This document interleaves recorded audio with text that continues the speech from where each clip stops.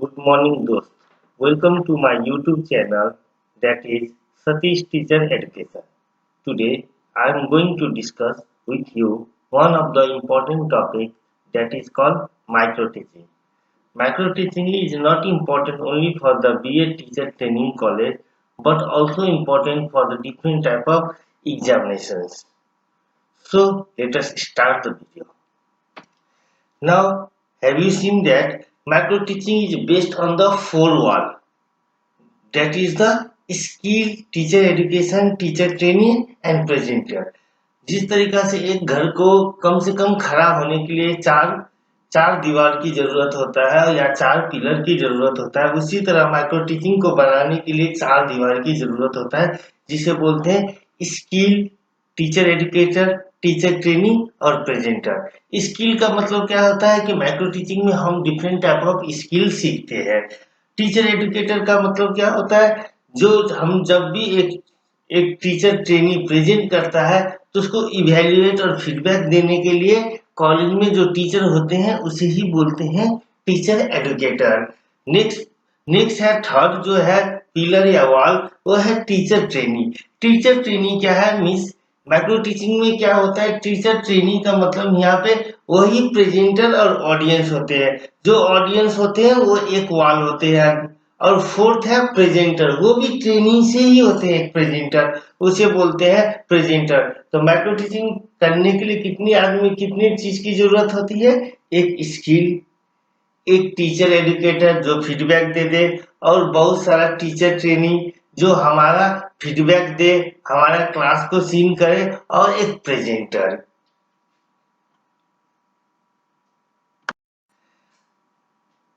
Concept of micro teaching. The concept of micro teaching was originated by Dwight Allen at Stanford University in 1963. Basically, in India, micro teaching was introduced by D.D. Tiwari, Allahabad in 1967. The word micro comes from the Greek word micros, which means small. तो सबसे पहले micro teaching जो शुरू किया गया था 1963 में, उसके बाद 4 साल बाद इंडिया में इंट्रोड्यूस किया था 1967 में। तो माइक्रो टीचिंग मतलब दो कॉम्बिनेशन वर्ड से बना, एक माइक्रो एक टीचिंग। तो पहला समझने करते वर्ड माइक्रो कहां से आया है, ग्रीक वर्ड माइक्रोस, उसका मतलब क्या होता है स्मॉल। और टीचिंग का मतलब क्या था, टीचिंग इज एन आर्ट, और teaching as an act of interpersonal influence aim at changing the way in which other person can or will behave। मतलब टीचिंग का काम क्या है, किसी भी चीज, किसी भी बिहेवियर को मॉडिफाई करना। जैसे एक बच्चे जाते हैं तो बच्चे को बिहेवियर को क्या करता है कि स्कूल या कॉलेज मॉडिफाई कर देता है पॉजिटिव डायरेक्शन में। Definition of micro teaching, macro teaching और scale down approach. Macro teaching को कभी कभी मैक्रो टीचिंग और स्केल डाउन अप्रोच बोलते हैं। इसलिए बोलते हैं क्योंकि पहले स्केल डाउन और माइक्रो टीचिंग दोनों का मीनिंग सेम है, लेकिन कभी कभी वर्ड यूज होते हैं माइक्रो टीचिंग, कभी कभी बोलते हैं स्केल डाउन अप्रोच। अब micro teaching is a teacher training technique which help the teacher training to the master the teaching skill. इसका एक डेफिनेशन हुआ। इसका दूसरा डेफिनेशन हुआ, micro teaching is called scale down teacher teaching encounter in a class size and time. ये इसका दूसरा definition हुआ।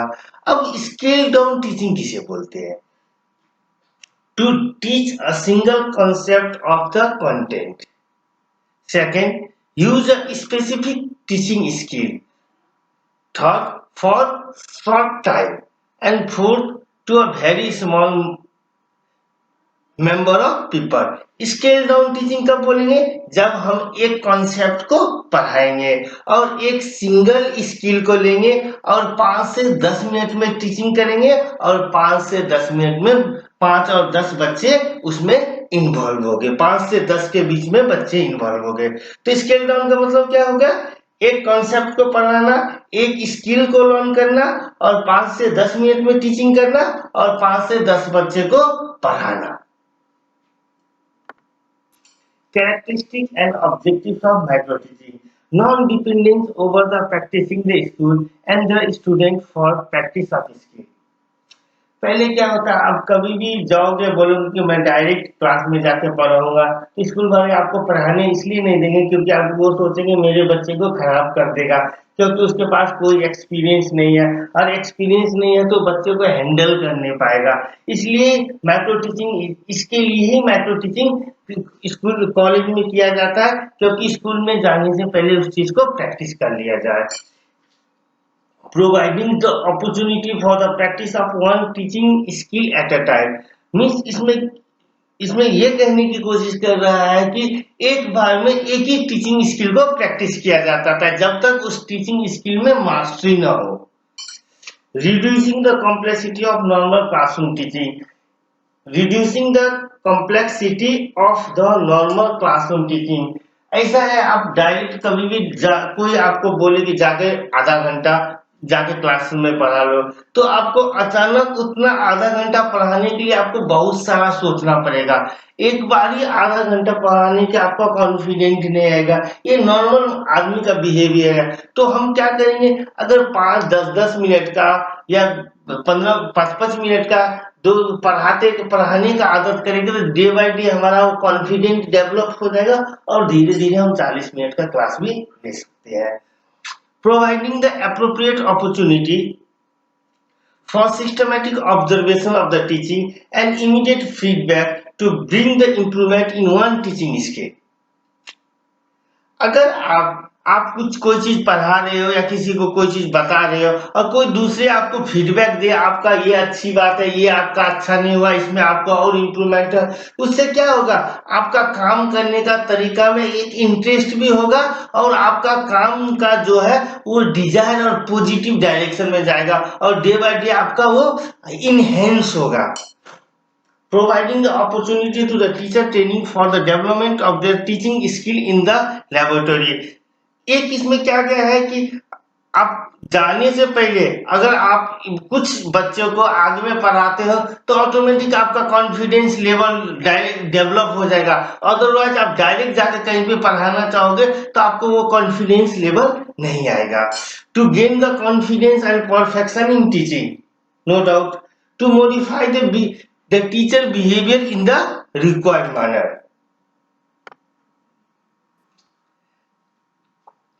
Next steps of micro teaching, हमने राइट हैंड साइड में एक फिगर दिया है जहां पे माइक्रो टीचिंग का हमने 9 स्टेप में डिवाइड किया है। तो पहला हमने किया है skill definition, second demonstration, third lesson planning, fourth conducting the lesson, fifth discussion and conclusion, sixth replanning, 7th reteaching, 8th rediscussion and 9th redoing. तो सबसे पहले हम स्टेप 1 स्किल का डेफिनेशन का डिस्कस करेंगे। Particular skill to be practice is explain to the teacher training in the terms of purpose and component of the skill with suitable example। इसमें क्या होता है, आपको ये स्किल पढ़ाना है और इस स्किल में क्या क्या कंपोनेंट होते हैं, हर एक स्किल में 4, 5, 6 कंपोनेंट होते हैं और उसको कौन सा एग्जाम्पल लेना होता है ये डिस्कस किया जाता है। Step 2, the teacher training give the demonstration of skill in micro teaching in simulated condition to the trajectory. Second में ये बोला गया है टीचर ट्रेनिंग किसके प्रिपेयर हो जाता है, डेमोन्स्ट्रेशन करने के लिए इन front of teacher training, in front of teacher training और सुपरवाइजर के आगे में, जिसे हम बोलते हैं teacher educator. Third, the teacher training plan the short lesson on the basis of demonstrated skill for his practice. Third में क्या करता है, जो भी आपको पढ़ाना उसके लिए तो आप लेसन प्लान तो छोटा मोटा तो बना के रखोगे क्योंकि वही तो आप पढ़ाओगे, बिना देखे हुए तो आप कितना देर पढ़ाओगे। तो थर्ड स्टेप में बोला है लेसन प्लान प्रिपेयर करता है। Fourth, the teacher training teach the lesson to a small group of people, his lesson is supervised by the supervisor and peers. जब एक ट्रेनी प्रेजेंट करता है in front of the peers and supervisor, यह है fourth step. Fifth step में क्या होता है, फिफ्थ स्टेप में उस जो ट्रेनी प्रेजेंट करता है उसको क्या करते हैं, उसको फीडबैक देते हैं। कौन फीडबैक देते हैं, सुपरवाइजर और पीपल्स, उसमें वो फीडबैक देते हैं क्या आपका पॉजिटिव है, क्या नेगेटिव है, आपको किस में और काम करने की जरूरत है, किस में आप काम करने की जरूरत नहीं, ये अच्छा हुआ है, तो उसे बोलते हैं step 5, that is the discussion and conclusion. On the step 5, on the basis of observation of the lesson, the supervisor give the feedback to the teacher trainee. The supervisor reinforce the instant of effective use of the skill and draw the attention of the teacher trainee the point where he could not do well. जो मैंने बोला था वही बात है। Next 6 step, अच्छा बात को तो आप भूल जाइए, लेकिन खराब जो आपके साथ खराबी हुआ था, जिसमें चीज में आपको सुधार है, उसके लिए आपको क्या करना पड़ेगा, फिर से आपका जो लेसन प्लान है उसमें कुछ चेंजेस लाना पड़ेगा। शायद आपका एग्जाम्पल नहीं हुआ, वे ऑफ वॉइस की क्वालिटी नहीं हुआ, आपका वे ऑफ एक्सप्लेनिंग, आपका क्वेश्चनिंग करने का तरीका अच्छा नहीं हुआ, आपका लिंक नहीं हुआ प्रीवियस नॉलेज से प्रेजेंट नॉलेज को, तो हम क्या करेंगे, फिर से रीप्लान करेंगे। In the जिसे बोलते हैं step 6, in the light of the feedback given by the supervisor, teacher trainee replan the lesson plan in order to use the skill in more effective manner in the second track. Of course replanning मतलब क्या हो गया, ये फिर से हम उसी चीज को सेकंड बार डाल रहे हैं, सेकंड ट्रायल कर रहे हैं, उसके बाद होगा फिर से हम क्या करेंगे, प्लानिंग किए तो फिर टीच करेंगे, रीटीच कर, that is the step 7. The revised lesson is taught to the another compare group of the people. यहाँ पे बोला है another comparable group of people। ऐसा होता है कि हम एक क्लास को पढ़ा के गए, फिर हम उसी क्लास को फिर से सेम टॉपिक पढ़ाएंगे, तो इसमें क्या होगा कि बहुत सारा स्टूडेंट को मतलब बोरिंग फील होगा, अनइंटरेस्ट फील होगा, लेस मोटिवेट होगा। लेकिन सेम टॉपिक को अगर दूसरे ग्रुप सेम लेवल को पढ़ाया जाए तो उसको क्या करेंगे, हमें नया सा फीडबैक मिलेगा, ज्यादा इंटरेस्ट मिलेंगे, ज्यादा मोटिवेट। इसलिए बोला है कि ज्यादातर कोशिश कीजिए जब भी आप सेकंड रीप्लान रीटीच करते हैं तो आप क्या करते हैं, दूसरे ग्रुप को लीजिए। Step 8, the supervisor observe the reteach lesson and give the re-feedback to the teacher trainee with convincing the argument and reason. Of course, उसी तरीके से क्या होगा, फिर री पढ़ाएंगे तो क्या होगा, फिर से री फीडबैक देंगे। इसी तरीका से वो प्रोसेस चलता रहेगा अनटिल एंड अनलेस जब तक एक ट्रेनी के अंदर में उस स्किल के ऊपर मास्टरी न हो। दैट्स व्हाई यहाँ पे 9 में लिखे हैं द टीच रीटीच साइकिल में be repeated several time till adequate mastery level is achieved.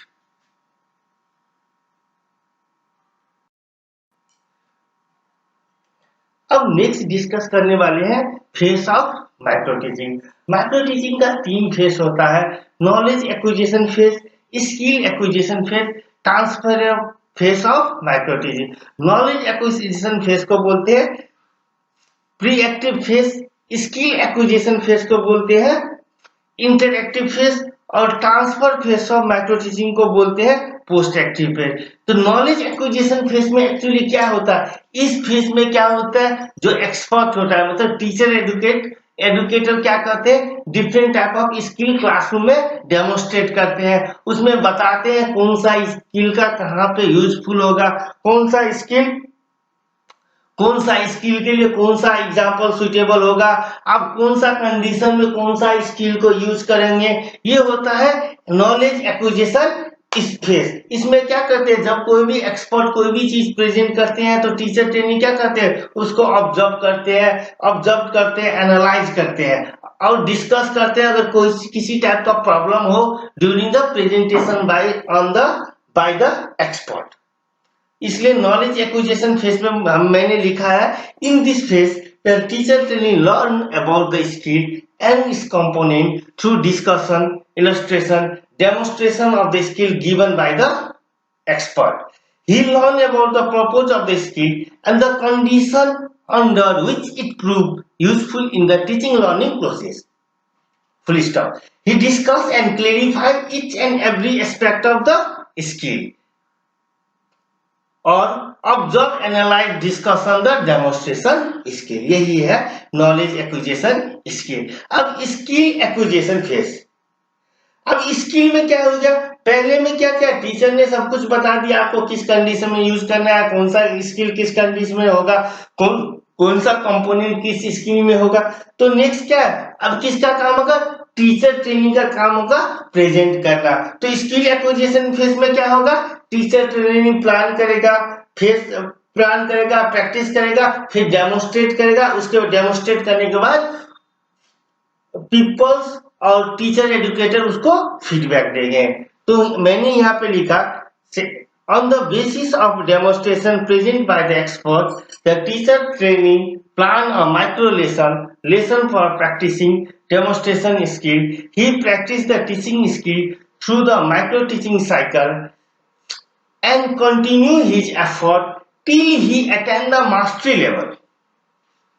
Full stop. The feedback component of micro teaching contribute significantly towards the mastery level acquisition of the skill.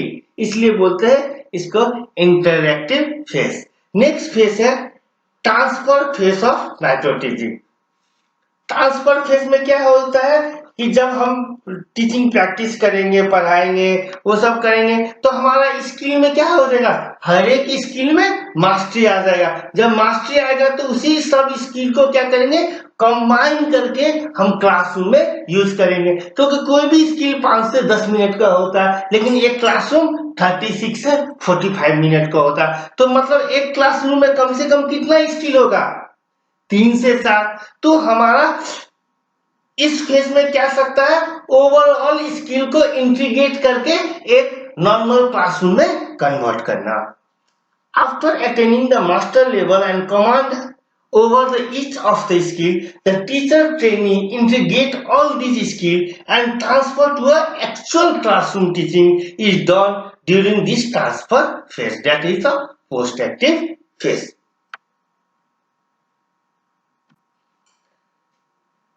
उस समय मैंने discuss किया था previously step of micro teaching.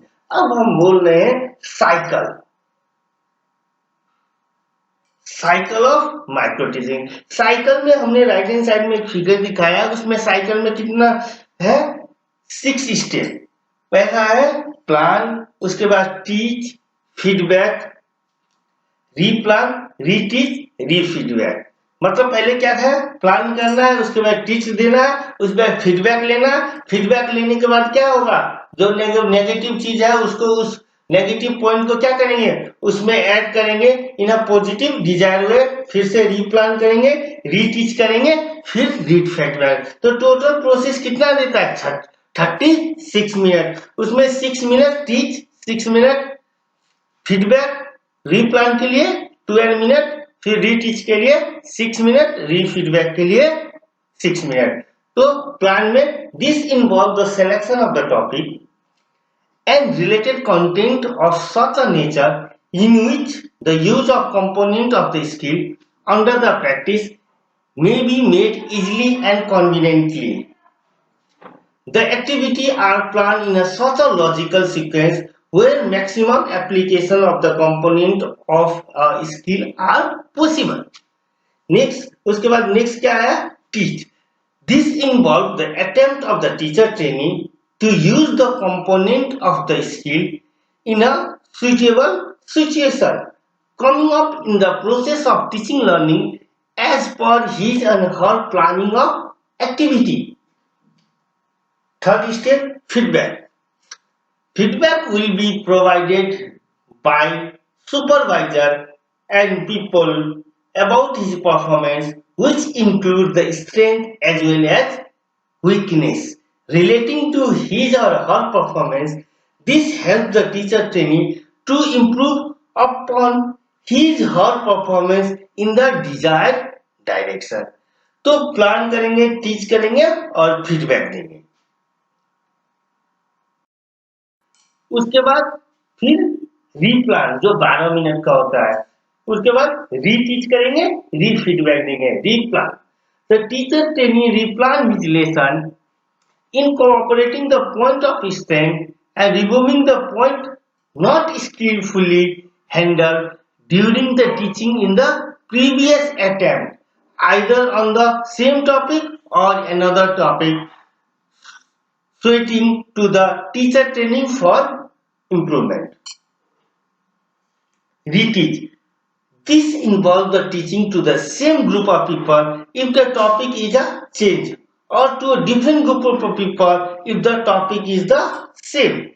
This is done to remove the boredom or monotony of the people. The teacher training teach the class with renewed courage and confidence to perform better than the previous attempt. Re-feedback. This is the most important component of micro-teaching for behavior modification of teacher training in the desired direction in each and every skill practice. तो अब मैं फिर से इसको एक बार repeat करना चाहूंगा। पहले मैं क्या करूंगा, एक लेसन प्लान बनाऊंगा, उसको टीच करूंगा। टीच करने के बाद क्या होगा, मेरा दोस्त लोग और मेरा टीचर जो सुपरवाइजर वो फीडबैक देंगे। फीडबैक जो नेगेटिव देंगे उसको नेगेटिव को दूर करने के लिए फिर से हम क्या करेंगे, एक रीप्लान करेंगे। रीप्लान करने के बाद फिर हम जाके क्या करेंगे, उसी ग्रुप को पढ़ाएंगे या डिफरेंट ग्रुप को पढ़ाएंगे। तो अगर डिफरेंट ग्रुप को पढ़ाएंगे तो अच्छा रहेगा, लेकिन अगर नहीं मिलेगा तो क्या करेंगे, सेम ही ग्रुप को पढ़ाएंगे। सेम ग्रुप को पढ़ाने के बाद फिर से क्या होगा, टीचर और स्टूडेंट मीन्स दोस्त या पीपल वो फीडबैक देंगे। अगर सब फीडबैक अच्छा हो गया तो हमको फिर वो प्रोसेस वहीं पे छोड़ देंगे। अगर फिर से कुछ गड़बड़ हो गया तो फिर हम रीप्लान करेंगे। ये प्रोसेस कंटिन्यू चलेगा जब तक हम उस टॉपिक में मास्टरी कर न पाते होंगे, या अगर जब तक कंप्लीट मास्टरी अचीव न कर ले। Types of micro teaching. Types of micro teaching में हमने यहाँ पे डिस्कस किया skill of introduction, skill of explaining, skill of questioning, skill of demonstration, skill of reinforcement, skill of blackboard, skill of closure, skill of stimulus variation, skill of illustration with example. बहुत type का micro skill होते हैं, micro teaching skill होते हैं। लेकिन हम ये सब स्किल यहाँ पे इसलिए डिस्कस नहीं करेंगे क्योंकि इसको डिस्कस करते हुए हमें काफी टाइम लग जाएगा और इतना लंबा वीडियो बनाना अभी के लिए पॉसिबल नहीं है।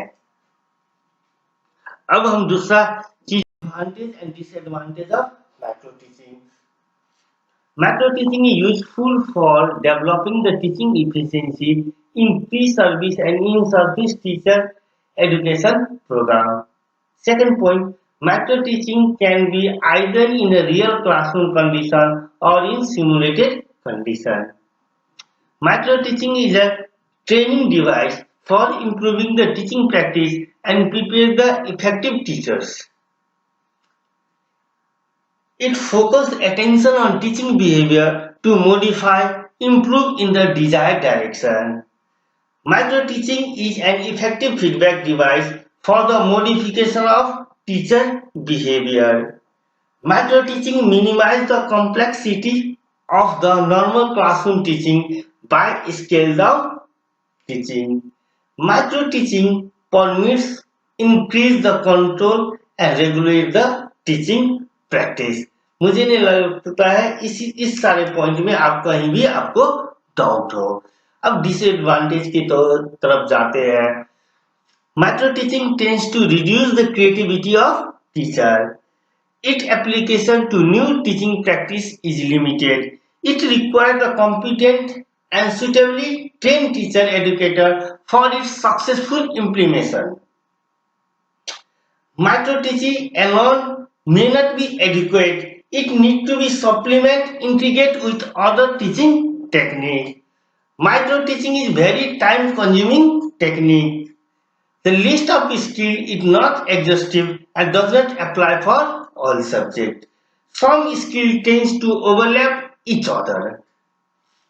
Different skills are required on different stages for different subjects which are difficult to formulate and achieve.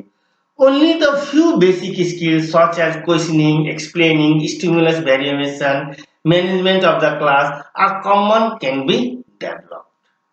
ये सब क्या है, डिसएडवांटेज। और ये सब क्या आगे वाला क्या था, एडवांटेज। तो आपको इजीली समझ में आ जाएगा क्या है एडवांटेज और क्या है डिसएडवांटेज। बेसिकली डिसएडवांटेज में 2-3 पॉइंट सबसे ज्यादा इंपॉर्टेंट दिया जाता है। इसमें reduce the creativity of teacher, second point सबसे ज्यादा इंपॉर्टेंट जाता है, ये सब सब्जेक्ट के लिए एडजस्ट करने पाता है। थर्ड पॉइंट क्या है कि आप इसके लिए एक अच्छा टीचर होना चाहिए, मीन्स एक प्रोफेशनल टीचर होना चाहिए, एक ऐसा टीचर होना चाहिए जो कॉम्पिटेंट हो। दूसरी बात है कि अगर आप इस तरीका से पढ़ा क्लास में अगर कंटिन्यू यूज करेंगे तो क्या होगा, एक एक टॉपिक पढ़ाने में काफी टाइम लग जाएगा, जो हमें करिकुलम फिनिश करने में काफी दिक्कत होगा।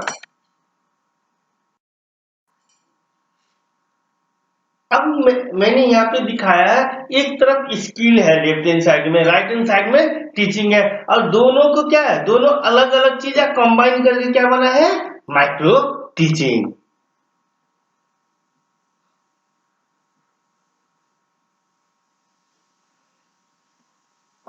तो माइक्रो टीचिंग में क्या है, combination of skill and teaching.